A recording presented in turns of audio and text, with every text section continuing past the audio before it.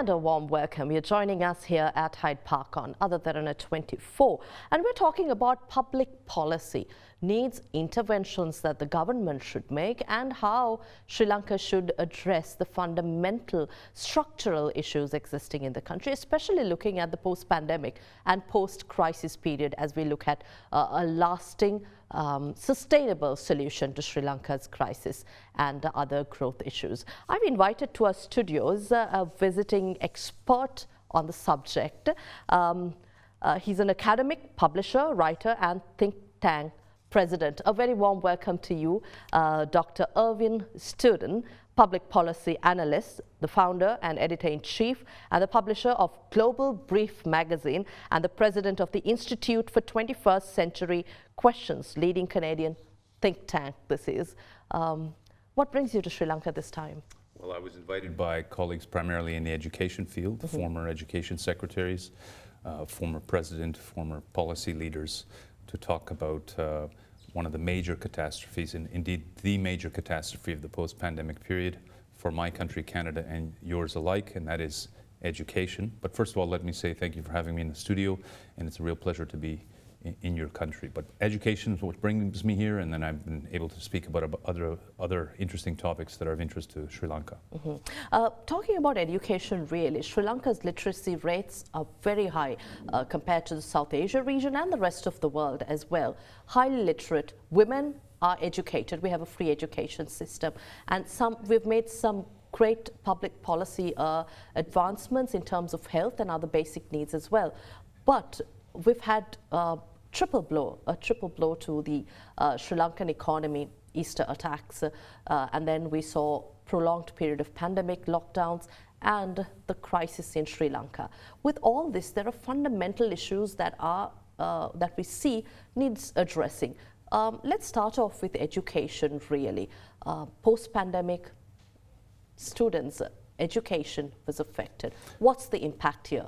Well, you're right in describing the history of Sri Lanka. Post-independence, Sri Lanka was one of the most accomplished countries in educating its population, bringing up the standard of living, various social and economic indicators, high literacy, high advancement of women's education. However, globally, and I'm sad to report, in particular in South Asia, the pandemic period cannot be underestimated. It was a total shock to education.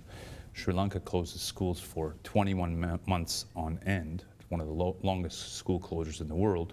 The longest was in Uganda, 2 years straight. And in my own home province of Ontario, which has almost the population of Sri Lanka, we were the longest in North America. So I'm here to report that as soon as the schools close, we have catastrophe. That is, you have a large proportion of students, larger in South Asia than other regions, that have no access to internet as soon as you go online. And if they have no access for 21 months, they leave education permanently.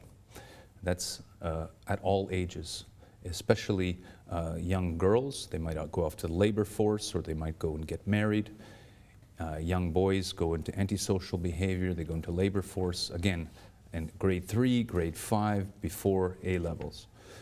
If they're locked in the home with a putative internet device or a phone, but they're in an abusive home, also they're out of education. Education may go on online for 2 years. The boy or girl is being abused physically, sexually, verbally. They go back to a school that is moved on.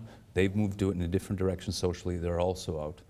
Children with handicaps, children that don't master the language of instruction. In our case, it would be French or English. Here it would be Sinhala or Tamil. And teenagers for whom education loses all meaning when it goes online. Over time, they just click off the device and the costs of exit from education are zero. So we have a huge contingent of kids in the world, unfortunately largest in South Asia, that we call third bucket kids. First bucket, physical school. Second bucket, online school. Third bucket, no school at all. Your wonderful, huge neighbor next door, India, has the largest quantum of third bucket kids in the world, up to 100 million kids. And they will soon become adults and destabilize the entire economy and social fabric. This is no schooling at all, no you mean? No schooling at all. Okay. No schooling, and Sri Lanka has a non-negligible number of kids who also receive no schooling at all, and tomorrow will become adults that will bleed into all systems of society. So the lesson for a country like Sri Lanka that has a rich education history and an interest in education, but that will have a very difficult future between India, China, and a rising Asia is never to close the schools again, ever. That's the lesson of our work across the Worldwide Commission to Educate All Kids post-pandemic. Never close the schools, reopen them with high energy because you have to catch up on the learning loss, and then make education the centerpiece of the future of the country. You spoke about the second bucket, virtual education. During the pandemic period, Sri Lanka went into virtual education. Of course, there were a lot of challenges. Internet availability to remote areas could not be addressed. Although tabs were delivered to remote locations, students still had issues trying to connect to these online teachings. But how do we really rectify now those 2 to 3 years of loss of education to the future of our country and most of the world? Of course, I'm focusing on Sri Lanka here because that's a long period of time where children were at home, as you very rightly described, would have faced a number of issues. But how do we really bridge that gap now? It's the central question. It's why I'm here. I'm here at a late stage because the world opened up only after time, and I'm sorry to report that we lost a lot of time in all of the parts of the world where we went online or didn't go online at all. The schools closed. If you went online, you can imagine, again, a teenager, not only did they get inferior curricular delivery through phones or through devices, inferior for all the reasons we might imagine, but also they lost friendships, mentorships, sports, arts, theater, community, the walls, the spirit of the school, music, all of that was absent. So it's not just delivering math and Shakespeare and Sri Lankan history, it's all the things that come with school. Proper habits, discipline, punctuality, dressing properly, all of that was lost. So we collapsed the state of the childhood. We lost time. The child is now 15 or 16, but with an inferior education. The only thing I can say to get us up is energy, energy, energy. Do not start the system as if it were 2019. You have to say it's a national mission to educate your children to the nines, because the world post-pandemic and post-economic crisis, post-Easter attacks, and in Asia that's very complicated, is much more difficult than it was in 2019. And you're either prepared or not prepared. And in my own country, we're underprepared. We underprepared the children. That was a moral failing. It was a strategic absurdity, because you have to over-prepare the children for a more difficult tomorrow. So the reporting from our work on the Commission across over 60 countries is to do what Jamaica did. Jamaica added 2 years of schooling to make up for the gap. They need more incubation. They went yard to yard across that huge island to bring back the third bucket kids to school. Because if they're out of school at 14, 15, they're going nowhere. No one needs to employ them. They're not prepared socially. They're not prepared to compete. And then for everyone else in the education system, energy, energy, energy. That's the teaching body, that's the administrators, that's working with families and parents, working with the entire society to say it's a national mission. If you don't have education, what kind of tomorrow would you like to have? You cannot talk about an economy, you can't talk about foreign policy, you can't talk about a social fabric if you have an uneducated or undereducated population. It's a simple fact of history. When we start gearing our young people, our future, for let's say Policy 2048 that we're talking in Sri Lanka, and you say energy, energy, energy. How should we really bring our policy into this to ensure that these fundamentals are brought together to fast track and catch up what we've lost? Well, I'm very well aware of the 2048 discussion in Sri Lanka. It's 100 years after independence, and I should like to live long enough to celebrate with you. Sri Lanka is a wonderful country and a wonderful region. The one thing you have going for you is you have a very talented, energetic population, very smart, with a distinguished history, and you are at the center of the world. Asia is the center of the 21st century, much more than North America or Europe. Asia is the center, and it would be a tragedy if Sri Lanka's boat weren't lifted along with the rest of Asia. But I'm also sad to report that many countries did not close their schools for a prolonged period, and therefore they overeducated or prepared their children properly for tomorrow. So they will look at countries like mine, Canada, Sri Lanka, India, Pakistan, Bangladesh, the United States, Argentina, countries that undereducated or collapsed their education systems during the pandemic. They will look at us like we're Martian. You didn't educate, too bad, we're ready. And we will meet them in the theater of competition in life, and we will be underprepared. They will beat us. So Sri Lanka needs to overcompensate. At the heart of the policy agenda across the country, I'm certainly not here to intervene in domestic affairs, but it seems uncontroversial that you can declare, be one of the first countries in the world, if not the first, to say Sri Lanka does not close its schools ever. I mean, ever. That will send a thunderbolt through the political and policy class and through the society saying, you know what, education is central. We will not collapse our future. And thereafter, all of the parties, all of the policy thinkers, all the academics and media talk about education as the platform, the centerpiece of all public policy, the central system.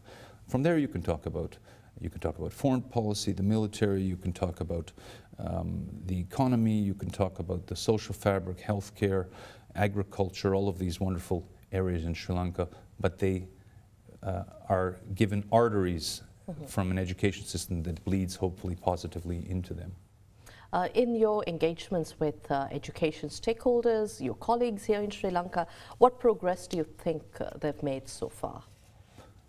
Again, I'm here for too short a visit, and I'm too innocent to be able to say whether your politeness translates into action. I'm certainly not one to tell Sri Lankans how to live, and I wouldn't accept the opposite case in my own country.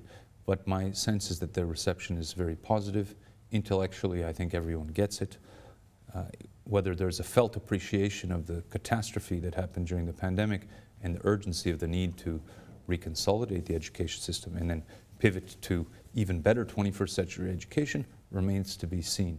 But I'm certainly cheering for Sri Lanka's success.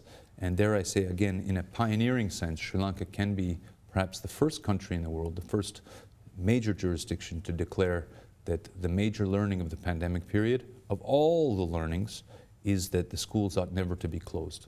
I can report that after every major global conflict, First World War, Second World War, there are major conventions, treaties, and learnings that happen. There are genocide conventions, there are nuclear and biological weapons conventions, chemical weapons conventions. And post-pandemic, what's the major learning? Never close the schools. Ever. It bleeds into everything. If I say that there are hundreds of millions of kids who are now either not in school or even more than that, undereducated, that will be the future of the entire planet. It will be a very unstable future. So for the balance of the century, never close the schools. Sri Lanka can be pioneering in that. It's low-hanging fruit because that's an easy slogan. It's an easy top-line thesis that forms the basis for future work on education across your system and your 10,000 schools. Right. Again, this is also a stage in Sri Lanka that we're talking about policy reforms and catering to income growth in the country. But income growth itself is not going to address the provision of basic needs, whether it's health, education, or other reforms. On the other side, we're talking about higher taxation on revenues, of individual revenues here also to cater to the restrictions and to give into certain requirements, whether it's the IMF or other lending partners. How do we bridge this gap again? You're a public policy analyst. You see this around the world. Some countries fall but are quick to rise, and Sri Lanka is also a case study in itself. But how do we really look at now, while there's taxation, while there are people who are disgruntled, there's unemployment at one end, and you have to create jobs, you have to cater to an export economy, but at the same time give basic needs in whether it's improving transport or health and education. So with disgruntled people about higher taxes, how can government and policy stakeholders look at bridging this gap? Yeah, you've cited a long list of complex challenges within Sri Lanka, and I'm nowhere qualified to give advice about Sri Lankan internal affairs. They're too complicated, too numerous, and I'm too innocent. But I'm tempted, and it's a nice trap, so I'll bite a little bit. When I come and visit countries around the world and I say I don't get involved, they say, okay, you shouldn't get involved, but tell us anyways. And so I'll tell you anyways, humbly, but I could be wrong. Sri Lanka has very interesting geography. You are near a giant called India, but you're in a Chinese century, and you are surrounded by other major parties. You have huge natural resources, an educated, before the pandemic, an educated population. You're in the center of 3 major conflicts in the world. The first conflict is the collapse of the Middle East after 2003, notwithstanding the current conflict between Israel and Palestine. It starts in 2003 with the invasion of Iraq, which sends tidal waves across the region. That affects Sri Lanka as well. The second one is the Russia-West-Ukraine conflict, which is nowhere near ending. And might I add, South Asia has a role to play in ending that conflict. And the third conflict, which affects you viscerally, is the China-Western conflict, China-United States. Sri Lanka's interest largely is to keep its powder dry and to continue its own development, not to get cast into conflicts with giants and then be torn asunder. Your models in this respect would be other small countries, a little smaller than your own, but were able to navigate very difficult geopolitical circumstances and to be able, as I say for my own country, to think for itself in a very, what I call strategically promiscuous way. You are looking all over the world for lessons and you are friends with everybody. So your comparator countries would be, of course, your neighbor Singapore, but also Israel and UAE and Qatar. These are countries that were able to engineer out of difficult circumstances and ability to survive. And Sri Lanka has even more assets than these countries to do so.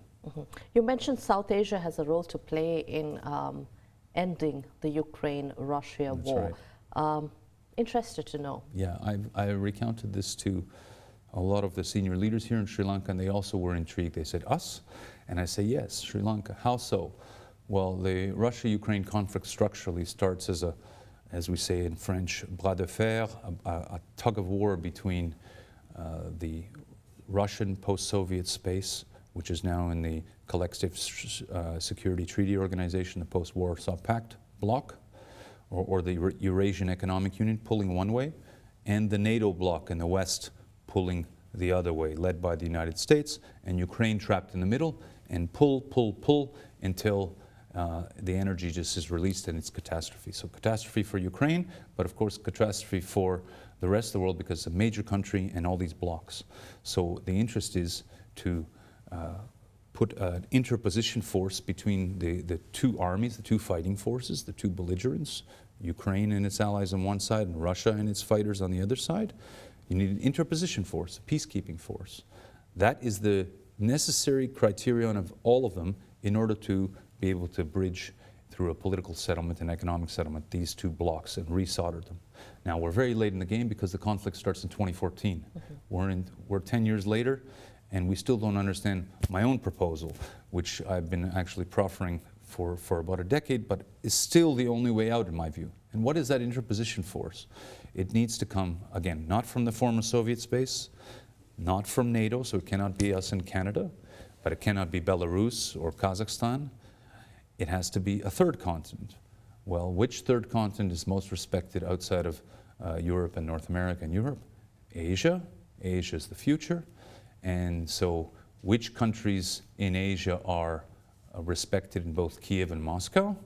And we get closer to your own country. And finally, which countries have a rich peacekeeping force and tradition and troops to spare? And we get right to South Asia. And so there are 4 essential candidate countries, India most extravagantly, Bangladesh, Pakistan, and Sri Lanka. And so a country like yours could, if it were able to think at that level, save the world, but it would also transform Sri Lankan circumstances and your own self-image and reputation. So a Sri Lankan peacekeeping force between the NATO forces and Ukraine and Russia and the CSTO forces that then makes room for a political settlement that could be brokered by countries like India and China and anyone else. But Sri Lanka, I hope, could think, if it did anything foreign policy, it would look through a bridging mechanism and then take advantage of an opportunity that's quite historical. That's definitely an interesting conversation that we could build around this and look at really helping the world. Yeah. we don't have much time really in studio, but I know this is your last stop in your Colombo visit here in Sri Lanka. Thank you very much for your time, but I would like to very quickly touch on a little bit of geopolitics concerning Sri Lanka, Sri Lanka's strategic location. There's India, our closest neighbor, and there's China that has heavy presence in Sri Lanka. Sensitivities, India concerned about its security, China concerned about its economic interests in our country, and then there's United States, and of course Japan, a long-standing... And Canada. And Canada, of course. Well, we can talk about Canada as well. We have a large expatriate population there in Canada, a large Sri Lankan diaspora there in Canada as well. So while bringing these resources together, also the question of whether Sri Lanka faces the risk of being a vassal state remains. Whether, you know, whether we give in to one superpower more than the other. How do you observe the changing dynamics of the situation for Sri Lanka, especially post-crisis? Well, I wouldn't wish to cause umbrage by calling Sri Lanka anything than an independent country with its own wonderful history and complex history, obviously, and hopefully its own destiny. But it strikes me that you are so close to India, and during both the pandemic and the economic crisis recently, India was so helpful and indispensable to Sri Lanka that you cannot help but tie your ship to India for the coming decade or so. Now, whether you decide to think for yourself, as I call it, between India and China, which would be, by the way, be the Israeli play, that would be the Singaporean play, that would be the UAE play, the Qatar play, as I describe it, a country that thinks for itself and extracts strategic rents, as we call it, advantage from all of its relationships. Whether you decide to do that is your own political decision. Whether you can do that is a function of the Sri Lankan mindset. Do the Sri Lanka have a sufficiently strategic mind and enough strategic stubbornness to navigate those circumstances without getting crushed? That's for Sri Lankans to decide, not for me to say, but it's certainly doable. And the other scenario is also doable, that you become a vassal state to a large country. It's the story of much history. So those, it seems like a big fork in the road for Sri Lanka before long. All I have to report is that you'll need a highly educated population to be able to navigate that these crunching forces on your own and successfully, and your leaders will be even more in need of not just education but a strong, stubborn mentality. Mm-hmm. I have a little bit of time again to talk about. It's not boring, eh? An important development here in Sri Lanka, regulation of the online space. We're talking about the online regulation and social media. So what threat to the information space? Yes, considering Sri Lanka's developments and the kind of communal disharmony that we saw, there was the need for some sort of regulation, but this kind of censorship is contrary to free speech. How can we draw similarities or some examples from maybe Canada or other countries that have really approached this question of securing the online space of injustices, abuses to children, women, and online falsehoods, preventing and protecting people from online falsehoods, but also ensuring that freedom of expression and free speech is ensured on these platforms? Thank you for raising that question. It's a central question, I know, to Sri Lankan internal affairs now, but it's a central question for the entire world. In the democratic space, I can report that almost no country has it right. In the more autocratic countries, it's very strong regulation and different approaches for different purposes. Not always nefarious, but certainly control. In the democratic space, there are strange debates happening. One is the freedom of speech, non-censorship school, and we have it in Canada, which says, I want to post whatever I want whenever I wish, and any attempt to control that or censor it or block it is an affront to freedom of speech. The other one is governments who say, in the Canadian case, that we need to control social media because they crowd out traditional domestic media without paying any rents, without paying any benefits to those media. That's one school. And the other one, I think, closer to Sri Lanka, and a number of countries in the Middle East have had it as well, to say that not just falsehoods, because that's difficult to say who controls what's a falsehood or not, but there's a tendency towards radicalization and all sorts of different groups and different predations online that need to be controlled as you would in the print space or the radio or TV space. And that's not illegitimate either, so I wouldn't ascribe nefarious motives in all cases. My own view is a fourth school, which is to say that all countries, starting with the democracies, have to say, where do the social media algorithms come from? Who created the algorithm? Well, in all cases, they are, almost all cases, the United States, except for TikTok and a few other platforms. Twitter, Facebook, LinkedIn, Instagram, all the other ones that my children use that I cannot name, are created in California. And so, and good on them, they're brilliant computer engineers and programmers, but they become kings and queens of the information space in all countries. And in my own country, in Canada, I've been saying, well, we didn't design the algorithm, but we play on algorithms designed in California. We imagine we have free speech, but we must use the vocabulary preferred by the algorithm makers. We must talk about the topics that go viral on those algorithms. And we can be disciplined at any point and deplatformed by those algorithms. A clerk in Austin, Texas can deplatform someone in Colombo at any point for any reason. So you're beholden to them. So the free speech that you imagine on the platform is really conditioned by the people who created the conditions.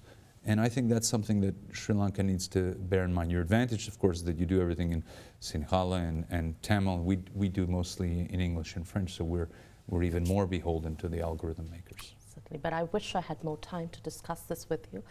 You're flying out of Colombo, and at the same time, you've made time here, so thank you very much for giving us this conversation.